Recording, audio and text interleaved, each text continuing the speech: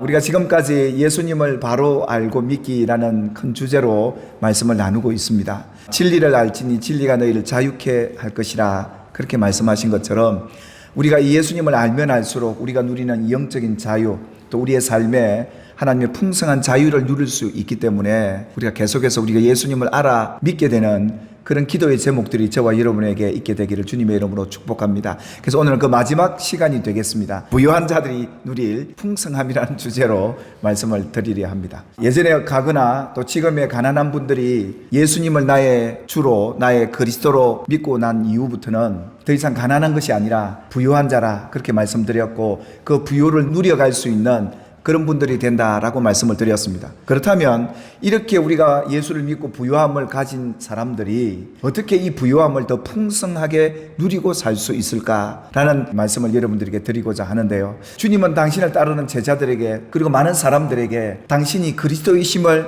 알려주셨습니다. 바로 예수님이 주가 될 뿐만 아니라 그리스도도 된다라는 사실을 믿게 해주심으로 인해서 그들이 누려야 될 이런 많은 영적인 유익과 자유를 경험하게 됐던 것입니다. 그래서 예수님이 그리스도로서 사역을 하실 때 마음이 상한 자들이 위로를 받고 치유를 받고, 눈먼 자들이 눈을 뜨고, 병든 자들이 고침을 얻고, 가난한 자들이 부유해진다는 소문이 들려왔던 겁니다. 그래서 하나님께서 예수님을 통해서 당신의 백성을 이렇게 돌보고 계시다는 이 놀라운 소문이 들려지면서 예수님이 그리스도인가라는 생각을 하게 되는 일들이 일어나게 됐던 겁니다. 그래서 예수님이 그리스도로서 아름답게 사역하시는 이런 소문이 들려올 때 예수님이 제자들에게 그러지 않습니까? 너희는 복이 있나니 이제 너희가 이제 부유해질 텐데 하나님의 나라가 너희 것임이라, 그렇게 말씀하셨습니다. 하나님의 나라가 네 것이다라는 말은 무슨 말이냐면 바로 그리스도께서 너의 삶을 돌보고 계신다. 이게 바로 하나님의 나라였습니다. 이게 천국이었어요. 그분이 살아계셔서 우리의 삶을 이렇게 돌보고 계신다라는 사실을 믿는 사람들, 그 사람들이 바로 부유한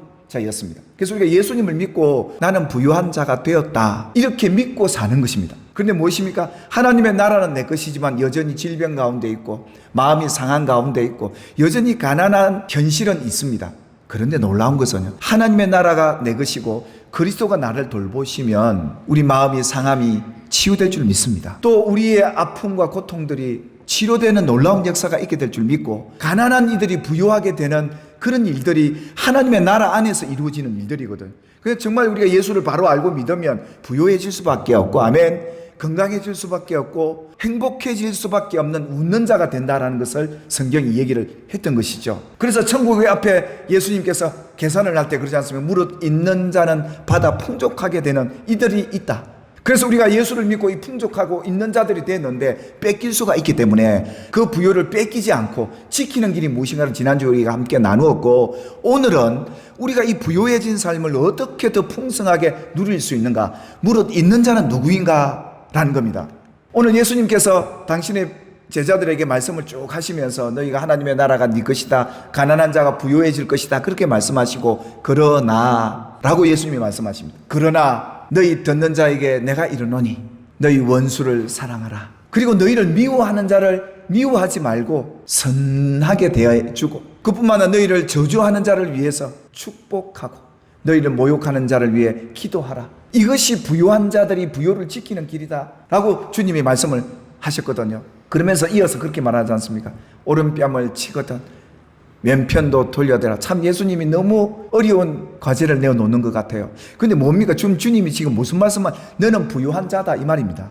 너는 부족함이 없는 자다. 너는 사랑을 받은 자다. 하나님 앞에 얼마나 큰 사랑을 받은 자냐. 자기가 부유하다고 느끼고 믿는 성도들은 이 일에 대해서 뺨 한 대 맞는 게 뭐 대수롭지 않지라고 여기는데, 가난한 사람은 어떻습니까? 못 견딥니다. 자기는 받은 게 없다라고 생각하기 때문에 그런 거죠. 그러니까 예수님이 지금 제자들에게 이 일을 하는 것은 부유한 자들만이 할 수 있는 일이다라는 걸 얘기했고, 이 부유를 지키고 더 누릴 수 있으려면 바로 이래야 한다라는 걸 가르쳐 주었던 것이죠. 결국은 원수를 사랑하고 우리를 미워하는 그들을 사랑하고 축복할 수 있는 일은 부유한 자만 할 수 있는 일이다. 그걸 지금 얘기한 겁니다. 뿐만 아니라 겉옷을 달라고 하면 속옷도 줘라. 옷 한 벌 없어도 속옷 없어도 살 수 있는 사람들은 이렇게 줄 수 있다는 것이죠. 주님은 이 얘기를 했던 겁니다. 너희는 이제는 예수로 말미암아 부유한 자가 되었고 앞으로 더 부유해질 것이니까 그만한 너희가 부자로서 여유된 마음과 그런 믿음을 갖고 살면 이거 아무것도 아니까 그러면서 뭐라고 이야기합니까? 내게 구하는 자가 있거든.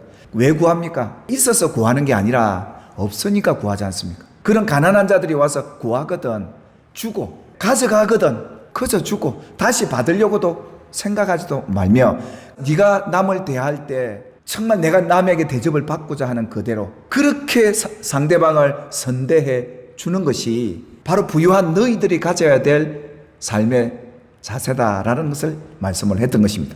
그러면서 오늘 이 부유함, 너희들 더 부유할 수 있는, 더 풍성하게 누릴 수 있는 길이 있다. 그 말씀을 오늘 이 본문을 통해서 예수님이 하시는데요, 앞으로 더 풍성하게 더 받아 누릴 수 있는 길이 있다. 누르고 흔들어서 넘치도록 해서 우리에게 안겨줄 정도로 더 풍성하게 주님은 주고 싶다는 겁니다. 그러려면 이 주라라고 말씀하시는데 뭘 주라는 겁니까? 누구에게 주라는 겁니까? 어떻게 주라는 겁니까? 오늘 이것이 말씀의 핵심이에요. 오늘 주님이 주라고 했던 대상도 따로 있고요, 어떻게 줘야 될지도 알고 무엇을 줘야 되는지를 성경이 얘기를 하고 있어요. 그리하면 누르고 흔들어 차고 넘치도록 너희에게 안겨주어서 너희에게는 정말 부족함이 없는 풍성하게 이 부요를 누리게 해주겠다. 주님의 이 약속의 말씀이 여러분에게 이루어지기를 주님의 이름으로 축복합니다. 자, 그러면 뭘 어떻게 누구에게 줘야 될까? 오늘 29절에 말씀하셨죠. 너희의 이 뺨을 치는 자, 이 대상에게 이 뺨을 돌려대 주라는 겁니다. 그러면 주님이 계산을 해서 누르고 흔들어 넘치도록 네게 안겨줄 텐데, 네가 받은 그 무시, 하나님이 우리에게 대접받고 존중받는 자리에 풍성하게 세워주실 것이다. 이런 나를 공격하는 미움, 원수 같은 대상이 있을 때 내가 부유해지는 기회가 되는 거예요.